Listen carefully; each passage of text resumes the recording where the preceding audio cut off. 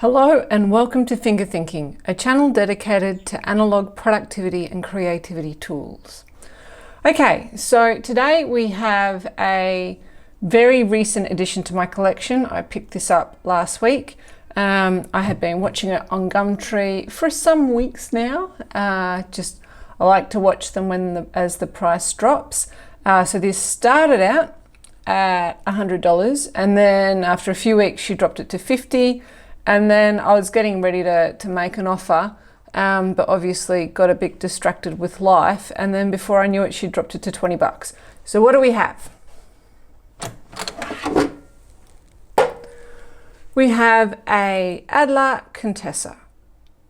So the Adler Contessa machine, this is a pretty common one. These are produced in the 1970s. I don't know what year this is yet because I haven't looked at the serial number, but it'll be a 1970 something.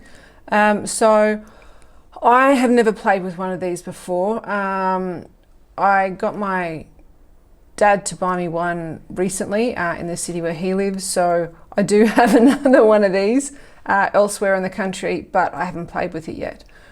So they're pretty common. They do come in a number of colours. This kind of bone colour is probably the most common. You will regularly see them in orange. And if I find that they're in any more colours, then I will put them up here. I know this is a cousin of the tipper or the tipper S, which is sometimes an Adler tipper, sometimes it's a Triumph tipper. But they have the same sort of this is all plastic housing. I did actually have a Google of the company because I've always wondered why the Triumph and Adler name seems almost interchangeable on a lot of their machines. And it's because they are effectively the same company.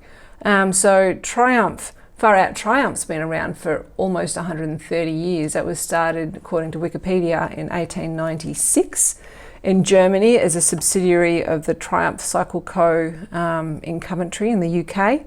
But after various kind of mergers, demergers, acquisitions, in 1957, the guy who owned Triumph typewriters basically at the time bought a stake in a company called Adler, another German company, so they're both German companies.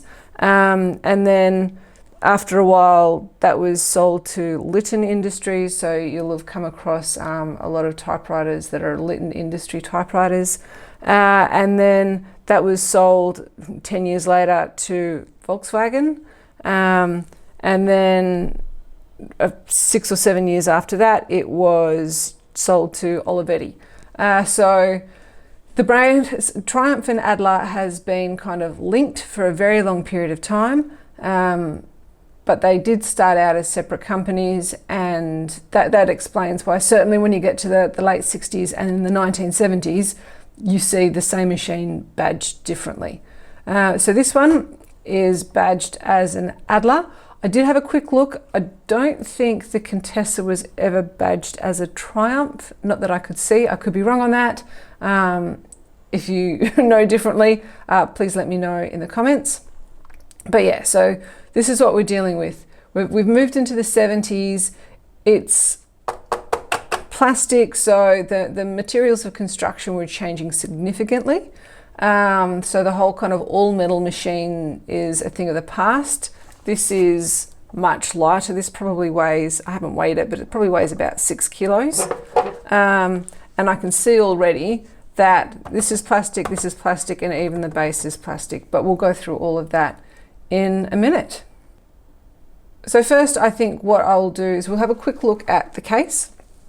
So this comes with an integrated case. If we move the typewriter to the side, it's just a pretty standard case that has a plastic bar that hooks on down the bottom. We've got a couple of latches here. Now, these are push button from the top, and they work pretty well, and there are little lugs that I'll show on the front of the typewriter that these latches hook down into.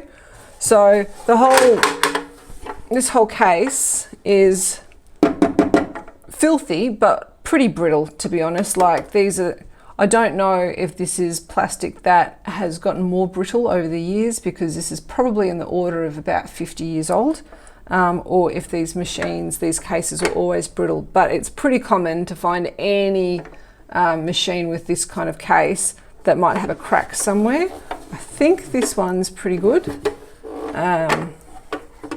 And it does say here that the case is made in Western Germany, which aligns with the fact that in the 1970s, this was still a German typewriter.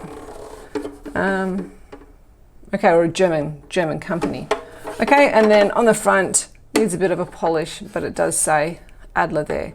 So the corrosion and pitting, not surprising. I live in a coastal environment, so yeah, so that's on par for what I expect, and it's in pretty good condition. The typewriter itself, so those latches in the case, they catch into these two lugs here to hold the front of the case down. If we turn the typewriter around, pretty standard side, this whole thing is filthy. We've got a lot of service stickers. So this one, so the Goldfields is placed in Western Australia, so kind of right in the middle of nowhere, but it's called the Goldfields because there are a lot of gold mines out there. All right, so this machine, if I'm going to guess the age of it, I'm going to guess that this is kind of getting to the late 70s, because this is made in Holland by the Triumph-Adler organization. So, based on what we just read on Wikipedia, yeah, it'll be interesting to see, because it doesn't have, say, any Olivetti branding or anything on it yet. And then we've got, again, just some more grime. But the machine itself appears to be in pretty good condition. So the platen seems to work nicely. There's a bit of a white film on the platen. That's just an age thing. The platen, like I'll wipe this down, but it does appear to be in pretty good nick, unless this is like a recently recoated platen, or recently as in since this was used last. But otherwise, okay, so spacebar doesn't work, which means there will be a travel lock of some description on this machine. Okay, silly me, I think I just didn't look hard enough. So there's this little switch just down in here. That is typically a carriage lock, so let's try moving that backwards, and it makes no difference. All right. But that is the carriage lock, because this is no longer catching in the middle like it was. So if I put that, if I move it back to, let's move this down. If I move, so we can see it here. If I move this switch towards me, then even though this doesn't work, as soon as I get to the middle, it just wants to lock.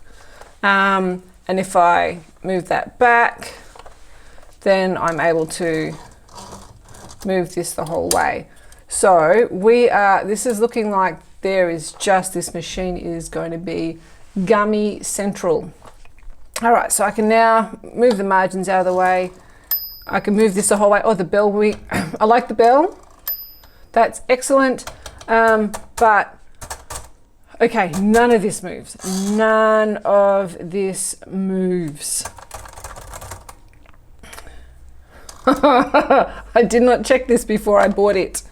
All I did was, check the machine, looked in the case and went, ha ha ha, it's a cubic typeface. Got all excited, threw my money at her and ran.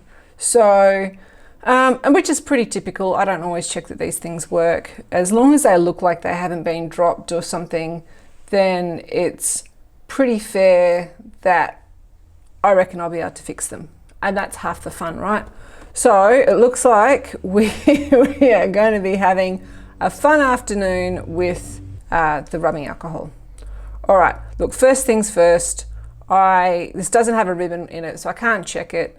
It does look to be reasonably clean and in reasonably good condition. It just looks like everything is seized up. So if they just don't move. Wow. Okay. Okay. Ooh. All right. So it looks like this will probably be a straightforward fix, and it's going to be way easier than the Princess, I think it was the Princess 300 that I did the other day that had just keys that were all kind of seized up as well. It had a big block which the key bars, the kind of type lever things went through, and that had all oxidized, and that was just a pain in the bum to get clean and up and working. But if you want to see that video, I'll link up here. So this will be, I suppose, a similar sort of thing, I hope, but it should be easier because the only thing I have to clean out is this little segment in here, as opposed to that weird big solid block that was in the Princess 500. So okay, so that is all connected, and you can see just even straight away there's a couple that's starting to loosen up. So this machine needs a clean, and it needs a once over with, probably actually it needs a 3 or 4 times over with the rubbing alcohol. But just before I do that, let's turn the carriage lock back on. I'm just going to turn it over. Let's have a look at the bottom of it. Okay, so the bottom's pretty straight. So it's still got its feet, which is great. It is, like I mentioned beforehand, plastic. So it just means in general, this machine is just not going to be robust. It's clearly designed as a portable because it's not that heavy, but it's a portable machine that would be susceptible to damage, I would imagine. So just as a side note, that would be, if you were looking at one of these, that would actually be something that I'd be looking out for, is just what condition is all this plastic in, because the whole thing is plastic, the whole thing is susceptible to cracking. So yeah, make sure if you're buying one of these and you're not just buying it for fun to see if you can fix it, or just kind of as a bit of a lucky dip to see if it even works in general. If you are going to do your check, make sure you do that check before you hand over any money. But all right, it is time to clean. Okay, so now that I've given that just a bit of a once over, what I'm going to do is, it's nice at a touch, it's not as sticky, it's not as germy. I am going to take this front bit off, and then we'll get in and we'll give all of this kind of typing section a bit of a clean.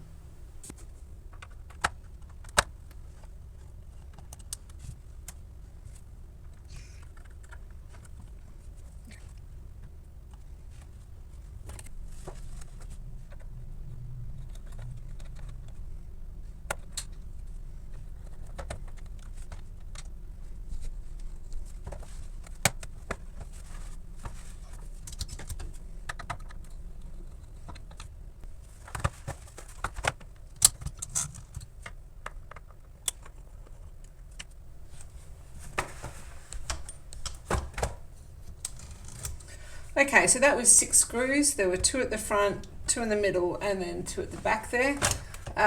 When I take them off, I have a bit of blue tack, which is just off to the side, which I sit my screws in so I don't lose them. And then this looks like it will be, kind of take it off one side and then off the other. So because we have this lever here, I suspect I need to maneuver it so this side comes up first.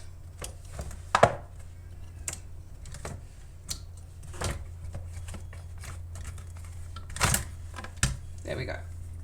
Okay, inside of that's a little bit grotty. We can wipe that out, but that's not too bad.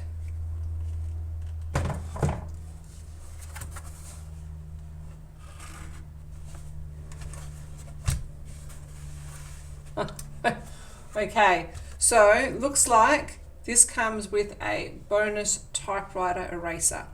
Now, if you ever do come across these, like this is a Pelican made in Germany. It's in surprisingly good condition. It's not too deteriorated or too brittle, but I won't ever be using this because as soon as you rub it out, you get crumbs, they go into your typewriter, it just creates mess. So as I will not be using this for kind of formal correspondence, if I make a typo, who cares? But yeah, stay away from these if you can.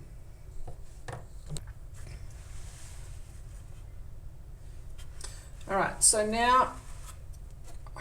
I am going to take this off this base just so I can clean out underneath. And it looks like it's just these two screws here on either side. So there's a screw there and there. And we can see by the oil residue here, like this is going to be one of the reasons that this machine's all gunked up. Because I don't know what they've used, but that is really, really, really sticky. So yeah, we'll be getting the alcohol and the toothbrush on that bit. Okay, so first though, and I'll probably do some of that cleaning when this is back on the base, but first I'm just going to take it off and clean the bottom.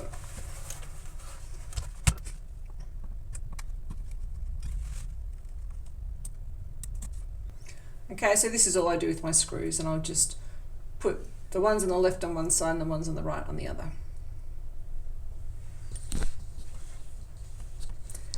If I'm going to, if I need to have a typewriter apart for a long period of time, then I will put the screws in a little plastic case, but that's not the plan for today. I'll get this all cleaned and ready to go in one go.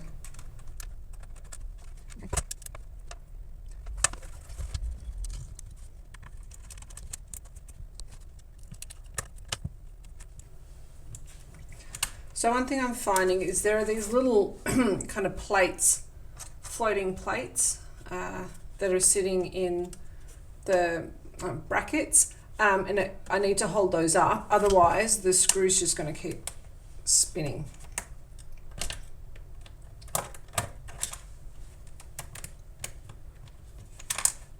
Oops, that one came out all together.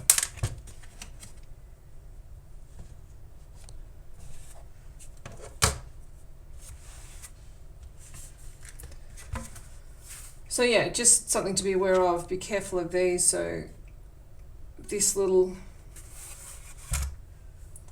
tab here, so this sits into, I suppose it's just some sort of kind of self-leveling system or something. But yeah, so don't lose those. And there's one for each of the screw sections. Sorry, the screws that we just took out. Look, just to note, it'll be interesting to type on this when it's all cleaned up. So it does have these little kind of rubber mounts that it sits on, which should kind of take away some of the noise and the vibration of typing on a plastic base. So yeah, that'll be interesting. Otherwise, I'm gonna give this a bit of a vacuum quickly and then I'll wipe it out. Okay, so initially I was going to clean this whilst it was sitting on the mechanism, whilst it was sitting on the towel.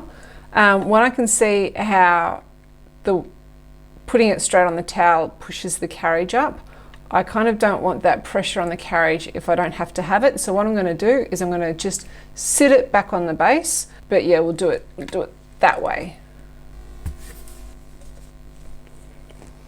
Okay, so I've got the base cleaned up. I'm not going to screw it back in for now because I just want it sitting on these points, but I have got the little plates blue tacked into the bottom just so I don't lose them.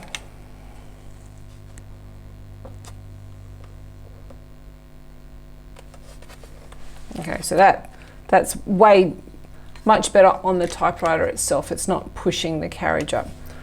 Okay, so it's time to get out the alcohol and start syringing. It's going to be really interesting to see how long it takes to get these keys working again.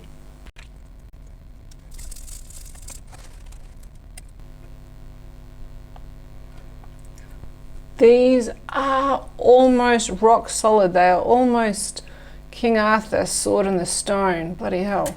All right. So I'm going to go through, just in case, I don't think they're stuck to the rest here, but I am going to go through and manually move each one from the top and just see if I can, if I start moving it, then the alcohol flushes are going to be more effective. At least we can see when I move the type bar up that the key lever actually drops down. So it's all connected so far.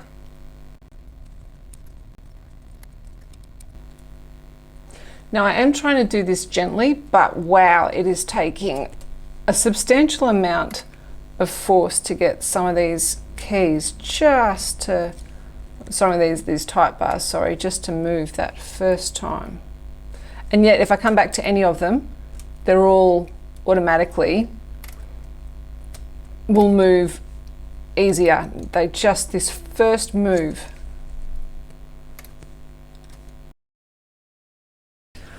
Okay, so every single type bar moves, every key works.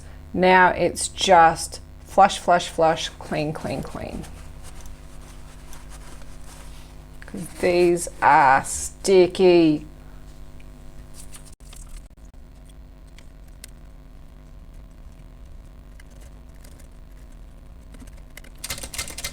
Curiously, the backspace worked. I hadn't actually checked that earlier, but the space bar still does not.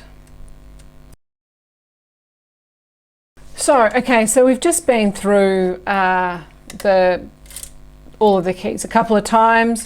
They're moving. There's still a couple of stiff ones I'm going to have to work on, but they are moving. They didn't move at all beforehand. So there is some more work to do on these. I'm just going to have to sit here and watch TV and work them, I think.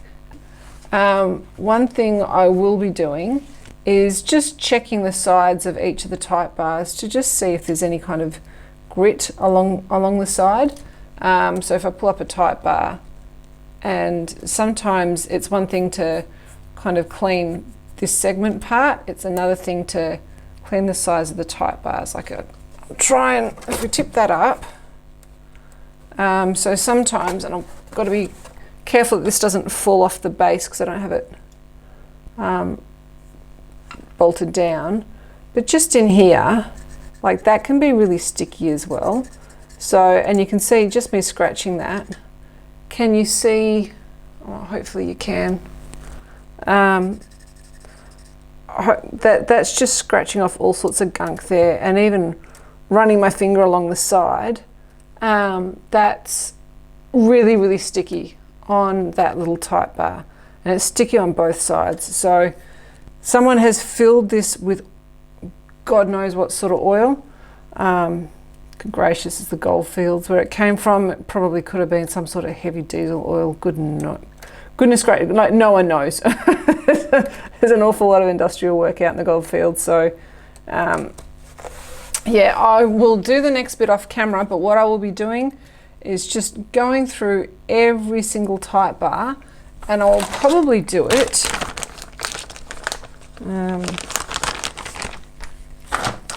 I'll probably do at least one round with just even these wipes, because you lift it up and then just, you need to be pulling both sides, and then far out, look, I know that was a clean wipe, and look at the dirt that came off just that first type bar.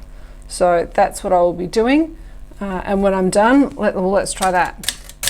Far out. Okay, so we've kind of flushed through here. I now need to clean every type bar, and just doing that now, all of a sudden my carriage is moving. The one is hitting the platen, and if we have a look, you can actually see that the ribbon winder appears to be working. So if we watch it this way, this one's the winding spool at the moment. Check that out. I'm so happy about that. So I will clean it, but I'm not going to have to, hopefully, I'm not going to have to waste a whole bunch of time trying to fix the ribbon mechanism. So we found this eraser in the back of the case. Now, if I can, don't know what the best angle is here, but if we look down between the little linkages, you can see all these little crumbs, and that's what happens when you use that this kind of typing eraser, is you get all these crumbs in the bottom of your machine. And I'm really sorry, I won't know until post. Oh yeah, okay, so I can just see that. We can see kind of these crumbs down in, on this plate down the bottom, down in here. You can see all these little crumbs and stuff that I'm moving around with the typewriter, with the screwdriver, and just bringing out the screwdriver there. You can see there's crap on it. So yeah, never ever ever use an eraser in your typewriter. So I'm just going to continue cleaning this off screen. So look at, wow. So look at all the crap that's just collected as I've been doing my alcohol flushes. And that's already sticking to the base. Now this was a completely clean base. I'm going to have to go and clean it again. But yeah, wow. No wonder this typewriter is all seized up. All right. Okay, so it's time to do a check-in. I have been scrubbing and typing and scrubbing and typing. And so it's worth having a bit of a look, seeing how far these keys have progressed before I put it all back together, put a ribbon in it, and do a proper type test.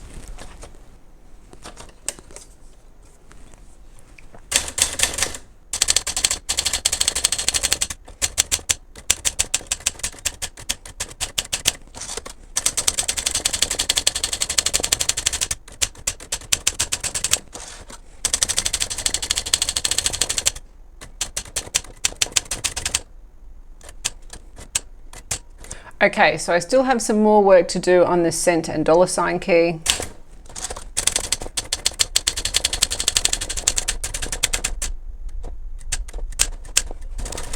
And the space bar works fine. Okay, so there's a couple of sticky ones in there. That one's loosened up, that was sticking. This one needs more work, but that's even with more typing as we go here. That's loosened up.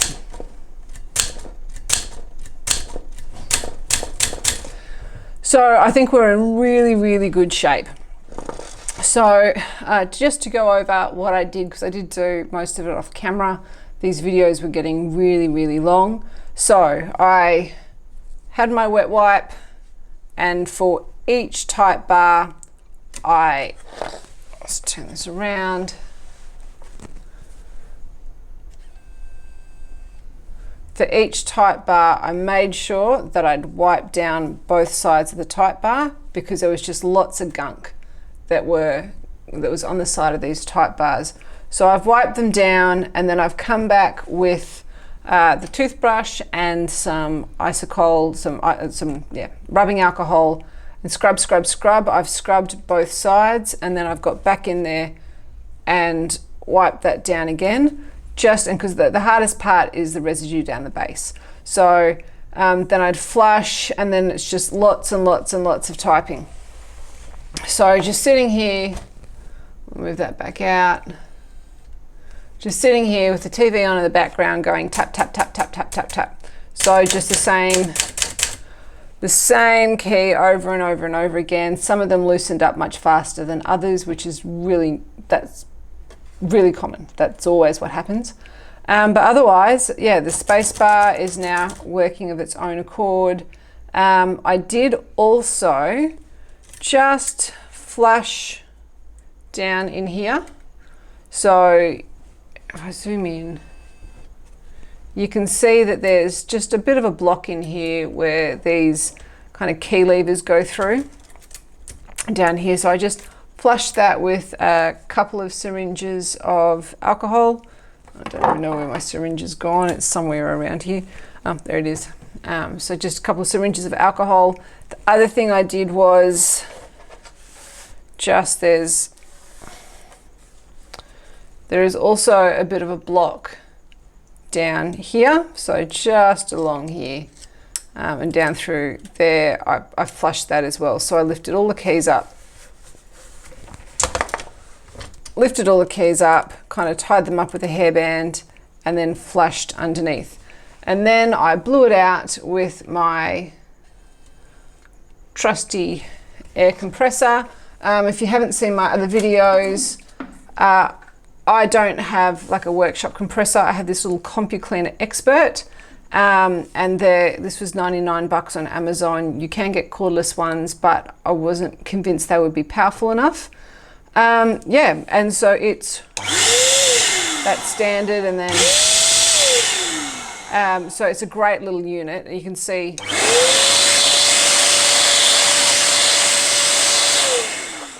how it blows my skin around. So that's what I like to do, to just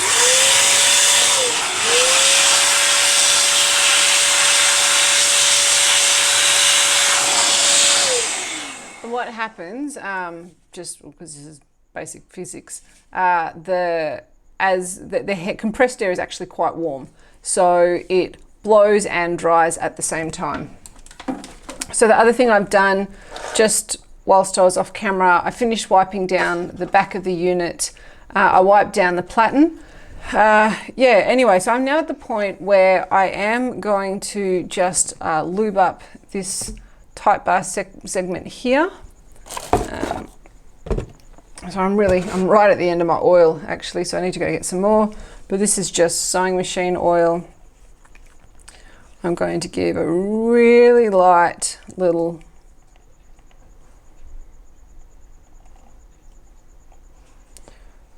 this almost might, I must have, oh there we are, I do have a little bit. I just have such a little bit, it took a long time to get down there.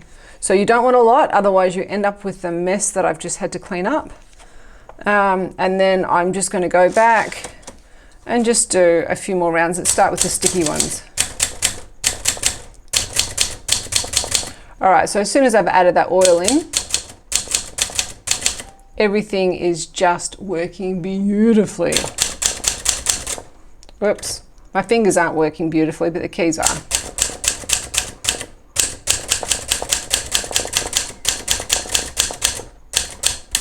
Oops, no. Kay wants to let me down. Oh, there we go. Kay's fine.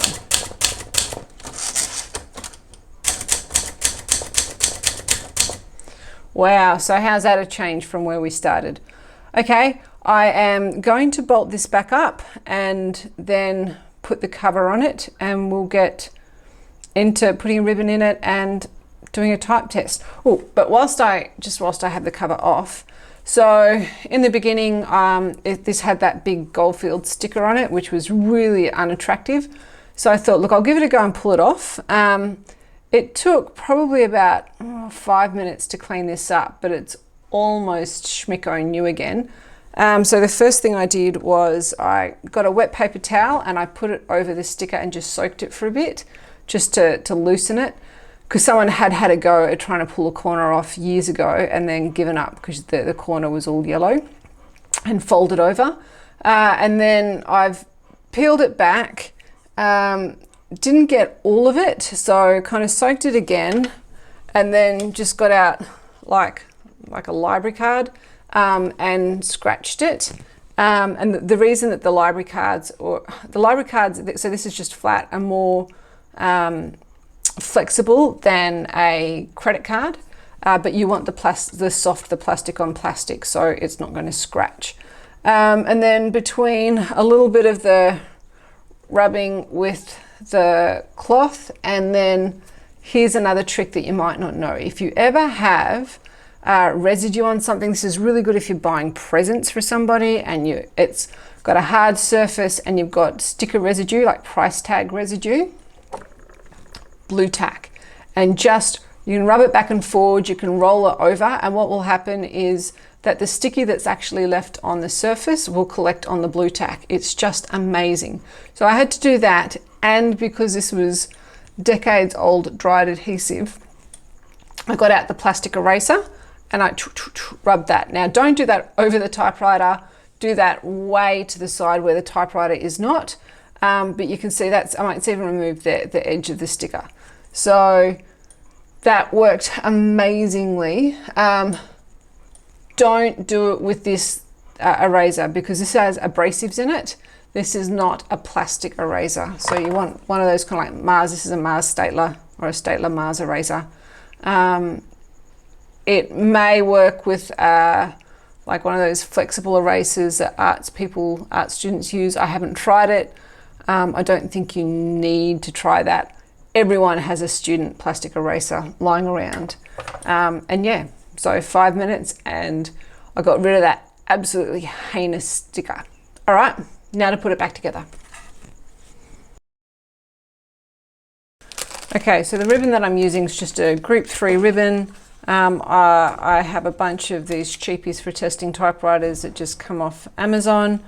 Anyway, I mean, you do get what you pay for, but if you're just testing, I'd rather mess around with cheap ribbons than expensive ribbons, which incidentally I also get on eBay, but I get them from an Australian supplier.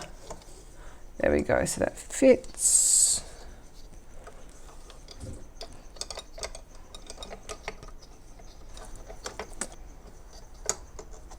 There we go. Right, and then this will probably go over the back like this, down the front, and then up like that.